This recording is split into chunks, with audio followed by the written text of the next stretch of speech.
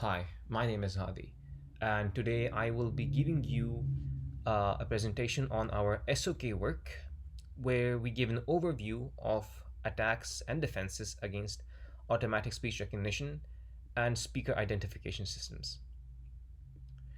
So, attacks and defenses against ML models are becoming very popular.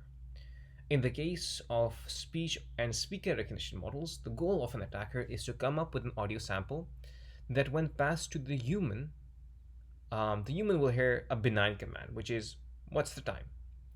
But when the exact same audio file is passed to a voice assistant, in this case a Siri, it will output an attacker chosen malicious command, which could be to transfer money to the hacker's account, download a piece of malware, and if the attacker is being particularly malicious, to ask your voice assistant to buy a bunch of Dogecoin.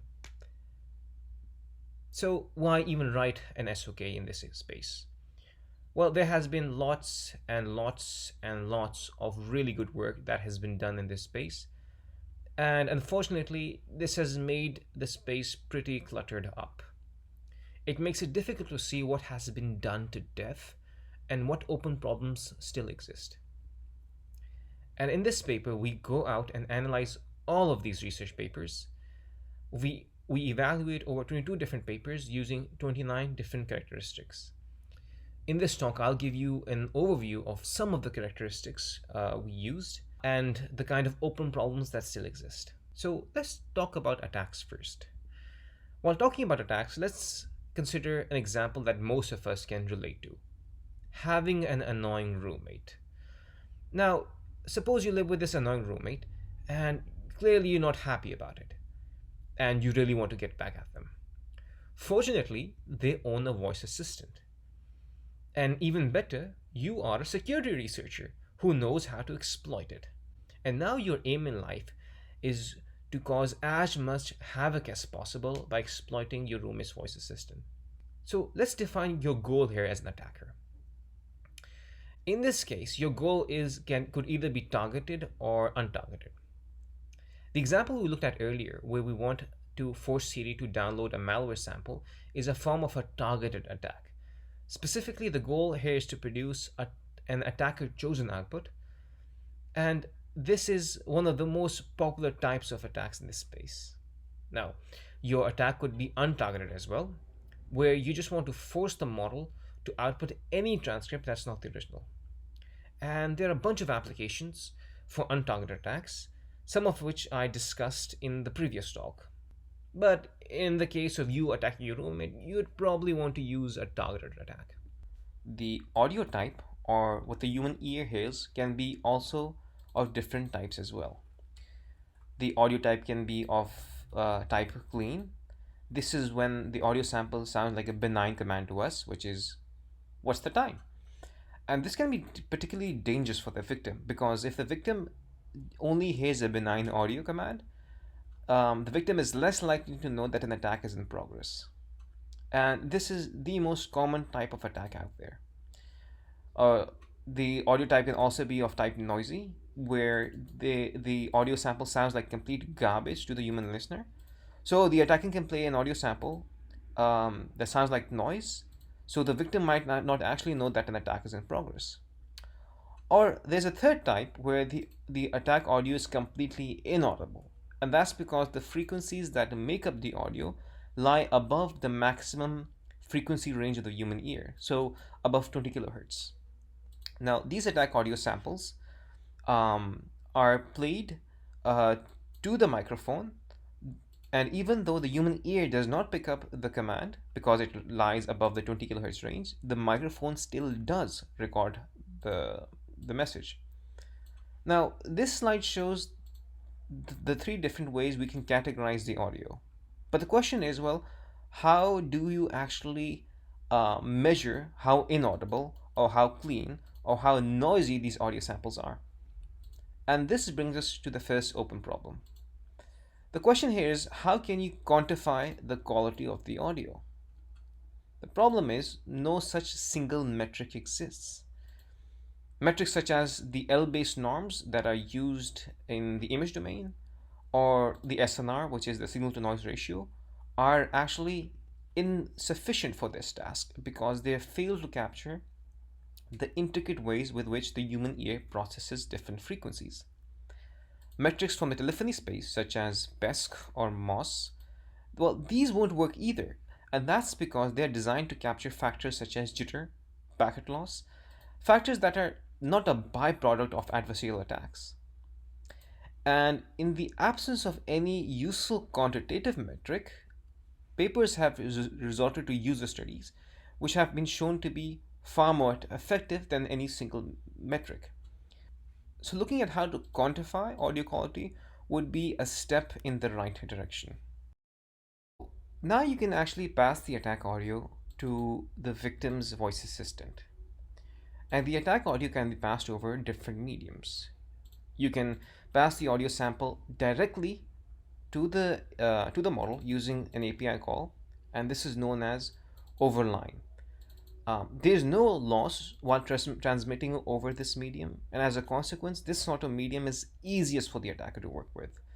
Therefore, in our study, we found that most of the attacks out there are designed to work over line. But you, as an attacker, probably won't have API access to their particular voice assistant. So, considering our earlier example, to make sure that you can actually exploit your roommate's Siri device, you'll probably have to pass the audio sample over the air, which means that you'll have to play the audio sample using a speakerphone. The audio sample will travel over the air, be picked up and recorded by the microphone, and then passed to the voice assistant. Since we are playing the audio over the air, the quality of the speaker, the quality of the microphone, the degree of background noise, all of these are going to affect the attack audio. And because these attack audio samples are very sensitive to these natural effects, these natural factors will blunt the adversarial nature of the attack audio, which might be unable to fool the model. As a consequence, this sort of medium is much harder to work with for the attacker than the earlier medium, which was over the line. The medium that is hardest for the attacker to work with is over telephony. Now, this is the case where the attacker is trying to evade a voice model being used by a telephony surveillance network. So the attack audio sample is sent by your phone over the telephony network before it's actually picked up by the receiver. The telephony network is incredibly lossy. Factors such as packet loss, jitter, the variation of compression algorithms all work together to degrade the adversarial nature of the audio. And so far, only one attack has been able to work in this medium, and that's the attack that I presented in the previous presentation. So this brings us to the second open problem.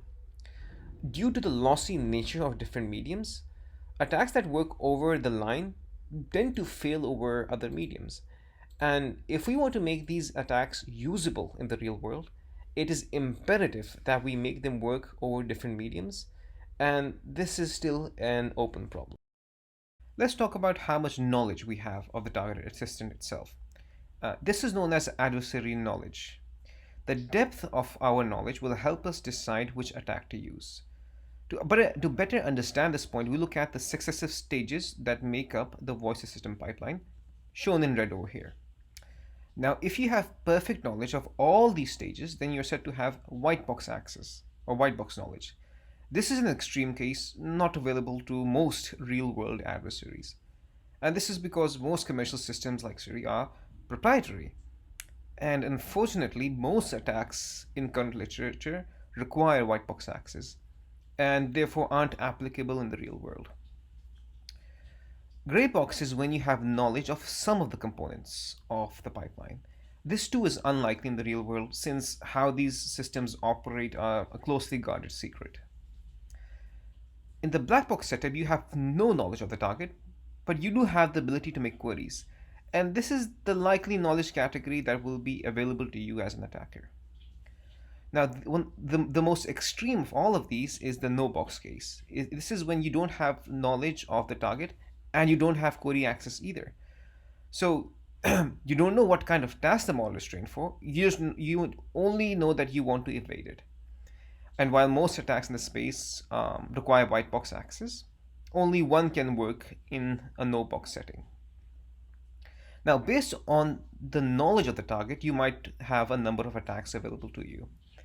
If you have white box access, you'll probably go with optimization or gradient based attacks. These use knowledge of the model's decision boundaries to craft adversarial samples. In the case of black box access, you could go with gradient free attacks, which estimate the decision boundary by making tons and tons of queries to the target model. Now, if you want to be query efficient, you can use signal processing attacks. These work in black box settings and even no box settings as well. These attacks exploit the weaknesses in the feature extraction phase of the pipeline and therefore do not depend on the model itself, allowing these attacks to be query efficient.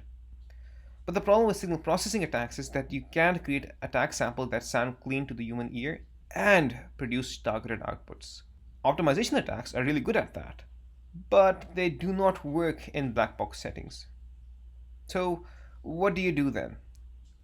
Well, in that case, you would probably want to leverage the transferability property. Now, this is when a sample created from model A can also exploit some other model B. And this is very common in the image domain. So, in the case of audio, we want to use optimization attacks to craft a sample against some local model and hope that it also works against Siri. But incredibly, when we looked at existing literature, we saw that none of these optimization attacks actually demonstrated targeted transferability. Now, this was very, very surprising since transferability is really common in the image domain. So, this brings us to the next open problem. Most optimization style attacks in this space have failed to produce samples that demonstrate targeted transferability. So, the question becomes, well, is targeted transferability even possible in ASRs? Without transferability, it isn't clear how an attacker can be effective in the real world. So in this paper, we actually tried to answer this question. To do so, we ran the following experiment. We trained a real-world surrogate speech model using the deep speech architecture. Next, we trained 10 voice models, all on identical setups to the surrogate. So this means having the same architecture, the same data, the same hyperparameters, the same random seed. So this actually resembles an unrealistic threat model where the adversary knows exactly how the target model was trained. So effectively knowing how Apple trained Siri. By setting up the identical hyperparameters, we ensured that there was no source of randomness outside of the one introduced by the GPU. Next, we looked at the surrogate model and created a few 100,000 adversarial samples using two optimization attacks.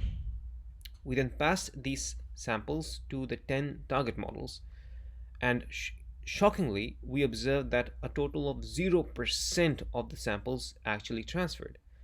That is, none of the samples produced by the optimization attacks output the same adversary chosen transcript when passed on to the target model. This is despite the fact that we used hundreds of thousands of adversarial samples and a variety of perturbation budgets. What this shows is that optimization attacks that are so popular and that do show transferability or targeted transferability in the image domain do not demonstrate this property at all against speech models. Effectively, these attacks are obsolete against real world speech models, where the attacker does not have any knowledge of the target, much less knowledge of the data, architecture, and the hyperparameters like the attacker did in this experiment. So this experiment shows that transferability is very, very hard in audio models. But it doesn't tell you why. And to answer that question, we wrote up a follow-up paper. Be sure to check it out on arXiv. Now that we have discussed what open problems exist, it is worth spending just a minute on what has been done to death. And in our evaluation, we saw that white box attacks fit that category. These attacks generally do not provide any significant advantage over each other and suffer from the same set of limitations. So more white box attacks against audio models should probably be avoided. There are other open problems that we did not have time to touch on, like the fact that there are no poisoning or privacy attacks against speech models that have been published so far, or the fact that we didn't discuss the effectiveness of defenses and detection methods in this domain. For those, be sure to check out the paper itself. In this presentation, we discussed how there has been a lot of really cool work that has been done in this space, and we systemize all those papers across a variety of features. We also show that targeted transferability of optimization attacks that are incredibly popular in this domain is close to non existent. But there are still tons of open problems that still exist that still require further study.